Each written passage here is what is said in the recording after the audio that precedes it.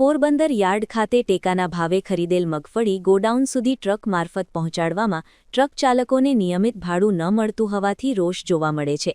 બીજી તરફ ટ્રાન્સપોર્ટરે 20 દિવસથી ઉપરથી પેમેન્ટ આવ્યું ન હોવાથી રકમ ન ચૂકવાઈ હોવાનું જણાવ્યું છે। પોરબંદર માર્કેટિંગ યાર્ડ ખાતે ખેડૂતો પાસે ટેકાના ભાવે મગફળીની ખરીદી બાદ તેને વિવિધ ગોડાઉન ખાતે પહોંચાડવા માટે ટ્રાન્સપોર્ટરને કોન્ટ્રાક્ટ અપાયો છે, પરંતુ ટ્રાન્સપોર્ટર દ્વારા આવા ટ્રક ચાલકો કે ટ્રક માલિકોને નિયમિત ભાડું ચૂકવવામાં આવતું ન હોવાની ફરિયાદો ઉઠી છે। યાર્ડ ખાતે આવા ટ્રક ચાલકોએ એકત્ર થઈ રોષ વ્યક્ત કર્યો હતો। અભેશ ઓડેદરા નામના ટ્રક માલિકે જણાવ્યું હતું કે તેનો ટ્રક છેલ્લા 7 થી 8 દિવસથી ભરેલો પડ્યો છે, તેને ખાલી કરવા માટે કોઈ જવાબ મળી રહ્યો નથી।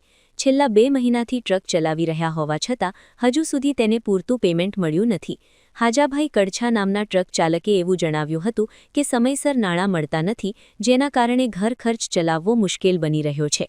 અત્યાર સુધીમાં અંદાજે 45 થી 50 જેટલા ફેરા કર્યા છે, પરંતુ તેટલા કામ સામે તેમને માત્ર 50,000 રૂપિયા જ મળ્યા છે, જે 3 મહિનાના સમયગાળા માટે ખૂબ જ ઓછા છે।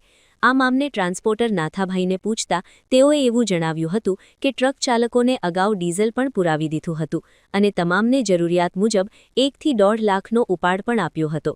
છેલ્લા 20 દિવસથી સંઘમાંથી પૈસા આવ્યા નથી, એટલે ચૂકવવામાં આવ્યા નથી।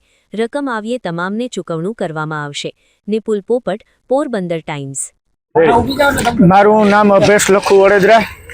મારો ટ્રક નંબર DJ25T8889। પછી મારો ટ્રક આજે ભરેલો પડ્યો છે શનિવારના દિવસનો, એને લગભગ 7 થી 8 દિવસ આજે થાય છે।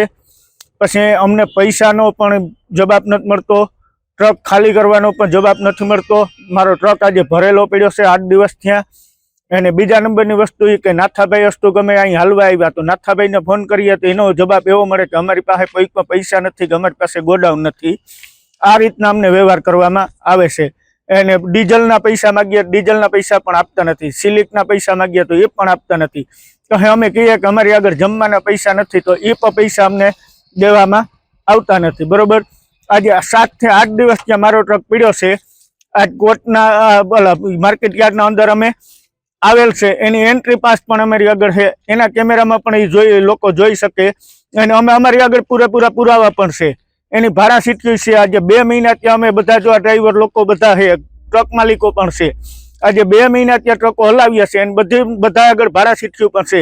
એને કોઈને આજે પૂરતું પેમેન્ટ કરવામાં આવ્યું નથી અને કોઈ પણ જવાબ નથી દેતા। અમે જ્યાં પૂછીએ તો એમ કે ઉપરથી અમને કોઈ પણ જાતનું પેમેન્ટ દેવામાં આવતું નથી। તો હવે અમારો શું ગુનો?